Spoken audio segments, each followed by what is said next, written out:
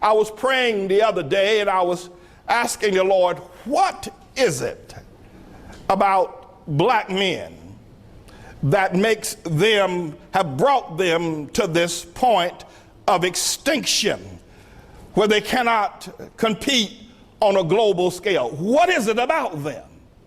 And God says they have no honor. Now, there's several things that we need to understand. And here's how God illuminated that fact to me.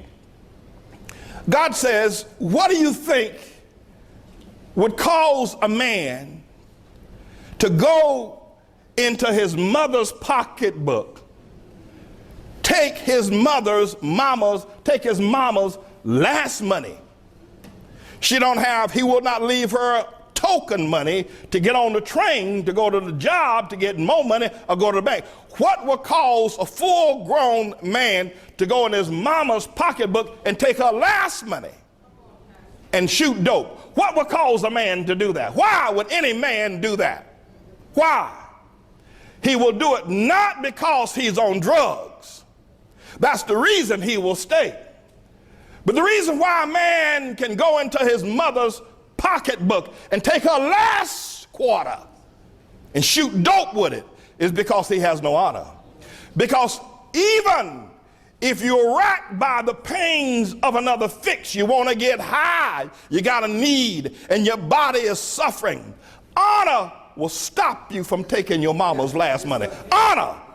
Honor, if a man has honor of integrity about who he is and what he is, he will not take. He would rather suffer himself rather than to put his mama out in the cold to suffer. He will endure the pain of his own afflictions and drug addiction. But if he has no honor, he'll do it time and time and time again. He will continue to do it. Doesn't have honor. We got to restore honor back to black folk. They have no honor, no integrity. They're not honorable people. That's why you're going to call me the Honorable James David Madden. I know you got trouble with it.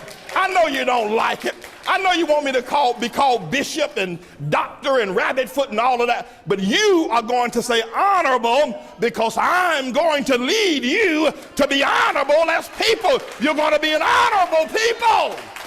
You're going to be restored back to honor. So we need to be clear about that as God is speaking in this generation. How can a man, young boy, use all those ugly words and his 37-year-old mama sit there in the new house he bought her and just grin while he is saying MF and this and that and the other?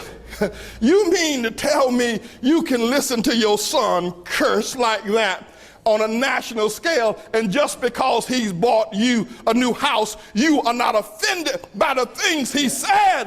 What does that house do to you when your son has lost his soul? How do you speak to him at the Thanksgiving table when he curses that way? You have no honor, black woman. You have no honor to allow your son to curse like that just because he can buy you a new house. I'd rather live in a shanty but have an honorable son. What is it with y'all? Can you see why God has ordered your demise?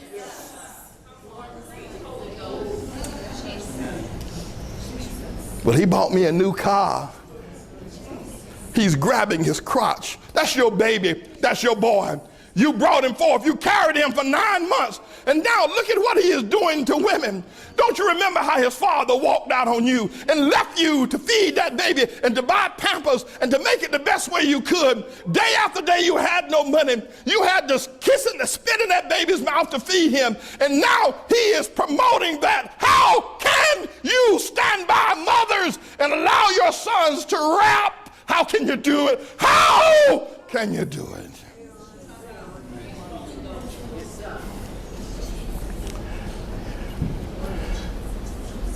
So the Now Rural Project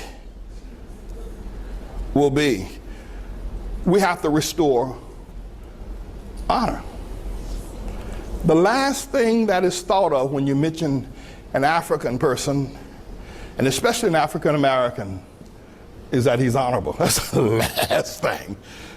That's the last thing that you think about. They're the most dishonorable people that you can find. Recently, over the last 10 years, on October 16th, 1995, the false prophet Louis Farrakhan gave a call out across America for all Negro men, black men, all men, nothing but Negro, nothing but black men, to come down to Washington, D.C.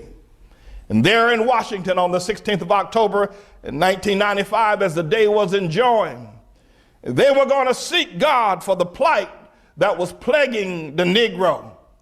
More than 100 years, 150 years had passed since slavery and the Emancipation Proclamation, and the Negro was doing worse in 1995 than he was doing in 1895 or 1865.